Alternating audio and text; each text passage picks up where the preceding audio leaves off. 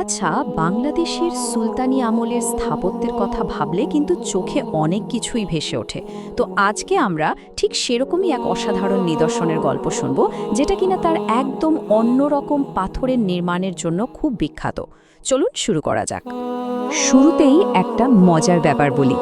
এই মসজিদটাকে স্থানীয়রা চেনেন কালো পাথরের মসজিদ নামে। কিন্তু কেন বলুন তো?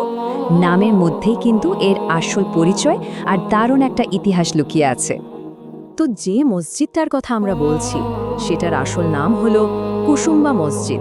নওগাঁ জেলায় এর অবস্থান, আর এটা সুলতানি আমলের এমন এক কীর্তি যা আজও কিন্তু নিজের স্বকীয়তা নিয়ে একদম মাথা উঁচু করে দাঁড়িয়ে আছে।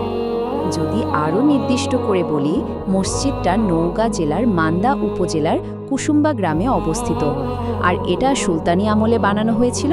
ওই সময়ের যে স্থাপত্যগুলো এখনও টিকে আছে তার মধ্যে অন্যতম সেরা নিদর্শন হিসেবে এটাকে ধরা হয়। চলুন এবার একটু টাইম ট্রাভেল করে ফেলি। আমরা ফিরে যাব ষোড়শ শতকে। ভাবুন তো, সেই সময়ে বাংলায় যখন সুলতানি শাসন চলছে, ঠিক তখনই এই অসাধারণ মসজিদটা তৈরি করা হয়েছিল। ব্যাপারটা আরেকটু পরিষ্কারভাবে বুঝতে হলে আমাদের সুলতানি আমলের সময়টা জানা দরকার। বাংলায় এই আমল শুরু হয়েছিল 1204 সালে আর শেষ হয় 1576 সালে। আর কুসুম্বা মসজিদটা তৈরি হয় এই আমলের প্রায় শেষের দিকে, মানে 1558 থেকে 1559 সালের মধ্যে। ইতিহাসের পাতায় কিন্তু এর নির্মাতার নামও একেবারে পরিষ্কার করে লেখা আছে। তখনকার সুলতান ছিলেন গিয়াসউদ্দিন বাহাদুর শাহ।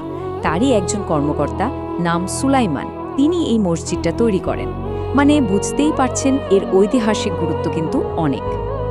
আচ্ছা, ইতিহাস তো জানা হলো, এবার আসা যাক সবচেয়ে আকর্ষণীয় অংশে। চলুন এই পাথরের অসাধারণ কীর্তিটার স্থাপত্যের খুঁটিনাটি দিকগুলো একটু কাছ থেকে দেখা যাক। প্রশ্নটা খুব সহজ, তাই না? কি এমন আছে এই মসজিদে যা এটাকে অন্য সব স্থাপনা থেকে একদম আলাদা করে তুলেছে? পরের অংশগুলোতে আমরা এর উত্তর খুঁজে বের করব। এক নজরে যদি এর প্রধান বৈশিষ্ট্যগুলো দেখি, তাহলে প্রথমে বলতে হবে এটা মূলত কালো পাথর দিয়ে তৈরি। এতে মোট 6টা গম্বুজ আছে। এর দেয়ালগুলো অস্বাভাবিক রকমের পুরু, আর পুরো মসজিদ জুড়ে রয়েছে খুবই সূক্ষ্ম খোদাইয়ের কাজ। মানে প্রত্যেকটা জিনিসই একে বিশেষ করে তুলেছে। এর গম্বুজের সংখ্যাটা বেশ মজার, তাই না? মোট 6টা গম্বুজ, 3টে করে 2টো সারিতে সাজানো। এই 6টা গম্বুজের ডিজাইনটা মসজিদটাকে একটা অন্যরকম চেহারা দিয়েছে। আর এখানেই কিন্তু আসল ব্যাপারটা। সুলতানি আমলে বেশিরভাগ মসজিদই বানানো হতো ইট দিয়ে, কিন্তু কুসুম্বা মসজিদ তৈরি হয়েছে পাথর দিয়ে, বিশেষ করে কালো পাথর দিয়ে। এই একটা কারণেই এটা শুধু মজবুতই হয়নি, একটা আলাদা পরিচিতিও পেয়েছে। এর শিল্পকর্মের দিকে তাকালে সত্যি অবাক হতে হয়। মসজিদের দেয়াল জুড়ে, বিশেষ করে মিহরাবের অংশে পাথরের ওপর যে কি অসাধারণ খোদাই আর অলঙ্করণ দেখা যায়, তা তখনকার শিল্পীদের দক্ষতার এক দারুণ উদাহরণ। দেখুন, যে কোনো স্থাপত্য কিন্তু শুধু ইট পাথরের একটা কাঠামো নয়, ওটা আসলে ইতিহাসের এক জীবন্ত সাক্ষী। চলুন দেখি কুসুম্বা মসজিদ কিভাবে শত শত বছর ধরে ইতিহাসের সাক্ষী হয়ে টিকে আছে। এর নির্মাণ কৌশল যে কতটা শক্তিশালী ছিল তার সবচেয়ে বড় প্রমাণ হলো এটা বেশ কয়েকটা বড় ভূমিকম্পের পরেও টিকে গেছে।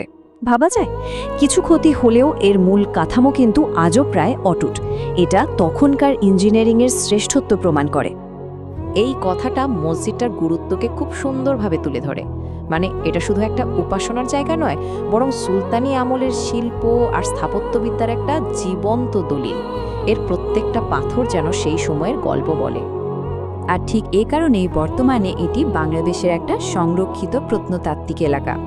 এর ঐতিহাসিক মূল্য এতটাই বেশি যে একে রক্ষা করা আমাদের সবার একটা জাতীয় দায়িত্বের মধ্যেই পড়ে।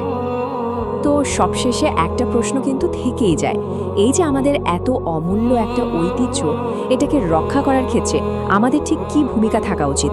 এই ধরনের ঐতিহাসিক নিদর্শনগুলো কিন্তু আমাদের অতীতকে বুঝতে সাহায্য করে আর ভবিষ্যতের জন্য প্রেরণা যোগায়।